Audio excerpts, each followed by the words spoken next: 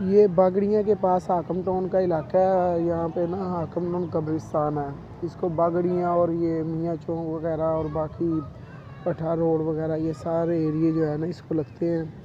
तो ये मसला ही ऐसे हुआ था कि ये जो है यहाँ पे जो बंदा था पहले कोरगन, वो जो है ना उसके ऊपर इल्ज़ाम थे कि ये यहाँ पे पहले कृष्णों को दफनाता था। उसके बाद जो है ना, क्योंकि मुसलमानों को अप्रूवल हुआ है, ये महकमा औकाफ की जगह थी, तो लेकिन वो जो था अपने पैसों के चक्कर में जो है ना, पहले तो बाहर से जो है, जहाँ पे आपको पता है आजकल वो लाहौर में काफ़ी कब्रिस्तान भरे हुए हैं, तो पहले वहाँ से लोगों को ला के ना वो 30-30, 35-35, 50-50 हज़ार रुपये पे ना दफनाता था। उसके बाद जो है वो इसने मतलब कृष्णों को भी दफनाना शुरू किया। बहरहाल आज जो है ना इलाका के माजिदीन इकट्ठे हुए काफ़ी तादाद में, तो उन्होंने ये फ़ैसला किया इसको जो है ना बाबे को यहाँ से कब्रिस्तान से निकाला और उसके बाद अब न्यू कमेटी बनाई है, जिसमें यानी जो भी यहाँ पे कब्र कोई बनेगी न्यू, तो पहले अहले महल्ले के जो माजिदीन हैं ये वेरिफिकेशन करें।